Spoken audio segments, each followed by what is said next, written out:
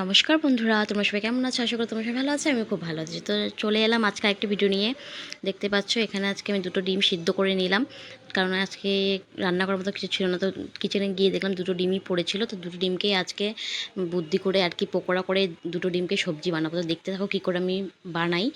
তো ভিডিওটা ভালো লাগলে অবশ্যই লাইক কমেন্ট সাবস্ক্রাইব করে দিও। তো এখানে আমি আদা রসুনটা যে ছিল দেখতে পেলে সেটাকে আমি পেস্ট করে নিয়েছি। এখন এই পেঁয়াজ আর টমেটোটাকেও গ্রেট করে নিয়েছি গ্রেটার দিয়ে। তো দেখতে পাচ্ছ তখন আমি ডিমগুলোকেও কেটে নেব। দেখতে পাচ্ছ দুটো ডিমকে আটটে করে নিয়েছি।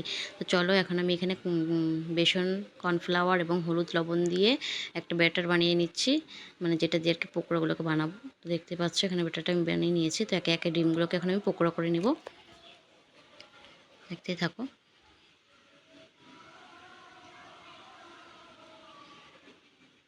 তো কে কে তোমরা বাড়িতে এইভাবে পকোড়া এইভাবে বানিয়ে খেয়েছো আমাকে কিন্তু অবশ্যই কমেন্ট করে জানিও। আর খেতে কিন্তু খুব ভালোই লাগে।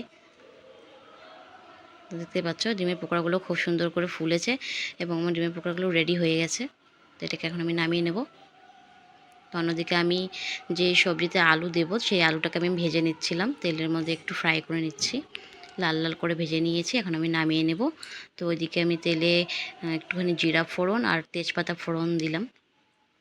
তো এখন আমি একটুখানি পেঁয়াজ বাটা দিয়ে দিচ্ছি, মানে যে পেঁয়াজটা গ্রেট করে রেখেছিলাম সেটাই আর কি দিয়ে দিলাম। দেখতে পাচ্ছ পেঁয়াজটা যখন লাল লাল করে ভাজা হয়ে গেছে তখন আমি যেই পেস্টটা ছিল আদা রসুনের সেটাও আমি দিয়ে দিয়েছি। এখন ভালো করে নেড়ে চেড়ে নেব। নেড়ে চেড়ে নেওয়ার পর এখন একটা বাটিতে যে মশলাগুলো সব গুলিয়ে রেখেছিলাম সেটা এখন আমি দিয়ে দেবো। দিয়ে আর একটু ভালো করে নেড়ে চেড়ে নেব। এখন মশলাটাকে খুব ভালো মতন কষাতে হবে। তো আমি যে টমেটোটা ছিল গ্রেট করা সেটাও আমি দিয়ে দিলাম, নেড়ে চেড়ে নিচ্ছি। দেখতে পাচ্ছ যতক্ষণ না তেল ছাড়ছে ততক্ষণ কিন্তু কষাতেই হবে, নাহলে কিন্তু একটা গন্ধটা কিন্তু যাবে না, আদা রসুনের যে গন্ধটা থাকে সেটা কিন্তু যাবে না। তো আমি এখন একটু সামান্য পরিমাণে জল দিয়ে এটাকে আরেকটু ভালো মতন কষিয়ে নেব।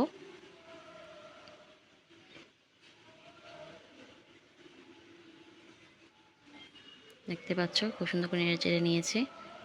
তো এখন আমি এর মধ্যে দিয়ে দেবো জল পরিমাণ মতো। তোমাদের যতটুকু জল লাগবে তোমরা ততটুকু দেবে। তো আমি এখন যে ভেজে রাখা আলুগুলো ছিল সেগুলো এখন আমি দিয়ে দেবো এর মধ্যে।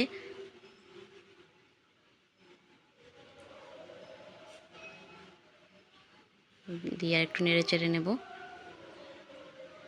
দেখতে পাচ্ছ আলুগুলো কিন্তু অলরেডি সিদ্ধ হয়েও গেছিলো। দেখতে পাচ্ছ